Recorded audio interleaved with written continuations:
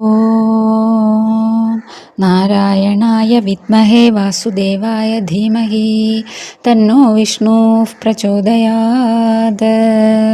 ശ്രീ വിഷ്ണു സഹസ്രനാമം വന്ദന ശ്ലോകം 9-10. യുധിഷ്ഠിര ഉവാച കിമേകം ദൈവതം ലോകേ Kim വാപ്യേകം പരായണം സ്തുവന്തഃ come കമർച്ചന്തഃ പ്രാപ്നുയുർമാനവാ ശുഭം. കിമേകം ദൈവതം ലോകേ Kim വാപ്യേകം പരായണം സ്തുവന്തഃ come കമർച്ചന്തഃ പ്രാപ്നുയുർമാനവാ ശുഭം. കോ ധർമ്മഃ സർവധർമാണാം ഭവതഃ പരമോ മദഃ Kim ജപന്മുച്യതേ ജന്തുർജന്മ സംസാരബന്ധനാത്.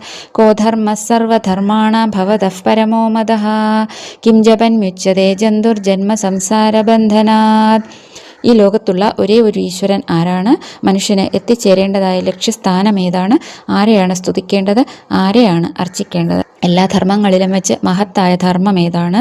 എന്ത് ജപിച്ചാലാണ് മനുഷ്യന് ഈ ജന്മസംസാര ബന്ധനത്തിൽ നിന്ന് മുക്തനാകാൻ കഴിയുക? ഭാവാർത്ഥം: വേദമാണ് ഹിന്ദുവിൻ്റെ അടിസ്ഥാന ഗ്രന്ഥം. പക്ഷേ അത് സാധാരണക്കാരന് മനസ്സിലാകാത്തത് കൊണ്ടാണ് ഇതിഹാസവും പുരാണവും എല്ലാം രചിക്കപ്പെട്ടത്. അങ്ങനെ കഥാരൂപത്തിൽ സാധാരണക്കാരന് മനസ്സിലാകാനാണ് മഹാഭാരതവും രാമായണവും ഇവിടെ പ്രചരിച്ചത്.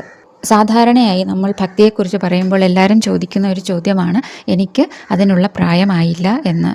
Start early, drive slowly, reach safely. നേരത്തെ തുടങ്ങുക, പതിയെ പോവുക, ലക്ഷ്യസ്ഥാനത്ത് എത്തിച്ചേരുക. നമ്മൾ വീട്ടിൽ നിന്ന് നേരത്തെ ഇറങ്ങി പതിയെ പോയാൽ അപകടമൊന്നുമില്ലാതെ നമ്മൾ വിചാരിക്കുന്ന സ്ഥാനത്തെത്തും. ഇത് ഭക്തിയുടെ കാര്യത്തിലും പ്രധാനമാണ്. നമ്മുടെ പഞ്ചേന്ദ്രിയങ്ങൾ എല്ലാം പ്രവർത്തനക്ഷമമായിരിക്കുമ്പോഴാണ് നമ്മൾ ഭഗവാനെക്കുറിച്ച് കേൾക്കേണ്ടതും ഭഗവാനെ കാണാൻ പോകേണ്ടതും എല്ലാം. പക്ഷേ ഈ ഭക്തിയോടൊപ്പം വളരുന്ന ഒന്നാണ് അഹങ്കാരവും. ഒരു ഭക്തൻ ഒരിക്കലും അഹങ്കാരിയാകാൻ പാടില്ല എന്ന് രാവണൻ്റെ കഥ നമുക്ക് ഓർമ്മിപ്പിക്കുന്നു. ഭക്തനായ രാവണനും വിഭീഷണനും. രാവണൻ അഹങ്കാരിയായിരുന്നു, അതുകൊണ്ട് തന്നെ രാക്ഷസകുലത്തിൻ്റെ സർവനാശത്തിന് കാരണമാകുന്നു. അതേസമയം ഭക്തനായ വിഭീഷണൻ വിനീതവാനായിരുന്നു, അതുകൊണ്ട് തന്നെ എല്ലാ അനുഗ്രഹങ്ങളും വന്നു ചേരുകയും ചെയ്യുന്നു. ഏറ്റവും ചെറിയ പ്രായത്തിൽ തന്നെ ഭഗവാനെ അറിയാൻ ശ്രമിക്കണമെന്ന് പ്രഹ്ലാദനും ധ്രുവനും നമ്മെ പഠിപ്പിക്കുന്നു. അപ്പോൾ ഈ പുസ്തകങ്ങളെല്ലാം നമുക്ക് ഉള്ള ഓരോ പാഠപുസ്തകങ്ങളാണ്. അതിൻ്റെ കഥ ആണ് നമ്മൾ മനസ്സിലാക്കുന്നത്. കഥയിലൂടെ പറഞ്ഞു തരുന്ന തത്വത്തെ കൂടെ അറിഞ്ഞ് അങ്ങനെ ജീവിക്കുമ്പോൾ നമ്മുടെ ജീവിതം ഏറ്റവും സുഗമമായി തീരുന്നു എന്ന് മനസ്സിലാക്കാം.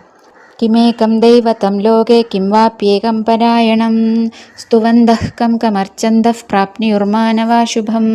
കോ ധർമ്മഃ സർവധർമാണാം ഭവതഃ പരമോ മദഃ കിം ജപന്മുച്യതേ ജന്തുർജന്മ സംസാരബന്ധനാത്.